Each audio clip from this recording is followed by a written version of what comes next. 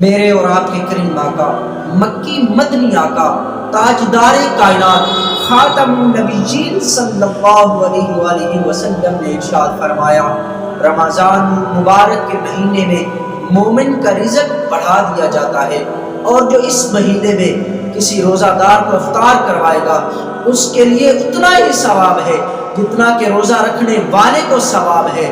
اور